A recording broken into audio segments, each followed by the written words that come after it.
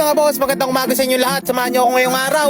Kaya naman puyat ko, kagigising ko lang. Gawa ng napagkapuyatan ko rin ka browser TikTok at ang aking napapanood ay ako si Mon, ako si Gandret na nagtatrabaho sa Taiwan kay naman na. Kung kayo may Taiwan ako na may Pilipinas. Salay siya. Ako nga pala si Wilson, isang OFW dito sa bansa Pilipinas. Ako nga pala isang engineer sa isang manufacturing company. Tala, samahan niyo ako ngayong umaga tayo papasok. Pero bago nga ang lahat ng yan ay outfit check muna tayo. Ay nako po, gusto ko nga pala kayong isama para malaman ninyo kung ano yung ating aking nararamdaman sa araw-araw. Gawa ng pag ako aalis din sa aming bahay, talaga naman katakot-takot na traffic lagi ang tinatamasa ko. At good morning sa iyo, boy. Bago ko nga ikwento sa inyo yung mga traffic na nadaanan ko din talaga naman kaya naman ang pagkakainit ngayon.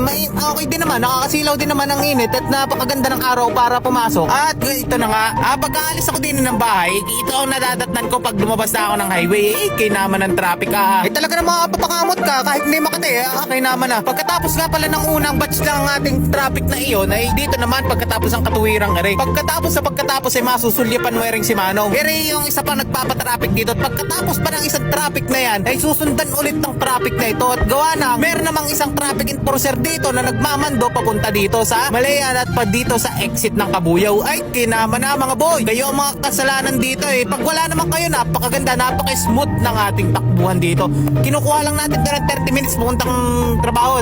Pero at ayun na nga, nasaksihan nyo mga boss kung bakit ako nagliligalig sa traffic ng Kabuyaw na iyan na akin naman na. Pero bago ang lahat ng yan ay dito pala ako nadaan sa gate 4 ng FPIP wagang at Techno Park pala. Diyos ko po, at pagkalampas natin dyan sa gate 4 na yan ay malapit na at kaunting-kaunti na lang ang ating company. At ito na nga ang pinapasukan kong company mga boss. At ito nga pala ay ang TDK Corporation at talaga namang ito ay isa sa pinaka-okay na company dito na napasukan ko sa Binyan. At mga boss, ito nga pala ay isang manufacturing electronics company na nagsaserve ng mga gantong, ayoko nang sabihin, basta sa mga nagtatrabaho dito mga boss, alam nila kung ano yung ayos at kagandahan nitong company to. Pero ayun mga boss, hanggang dito na lang muna siguro at mamayang gabi babalitaan ko kayo paglabas. Hindi ko kasi kayo pwedeng isama dito sa loob at baka naman tayo makasuot mawala tayo ng trabaho. Di siya? At kinagabihan nga ito na. Ay kinaman na pagpasok mo ay napaka sariwang-sariwa at presko at pagkalabas mo ay mukha ng dilasa. Ay kinaman na siya mga boss. Hanggang dito na lang at kinaman na susuong pa talaga ako sa traffic dito uuwian. Pagkalabas kasi traffic na naman dito palabas at talaga namang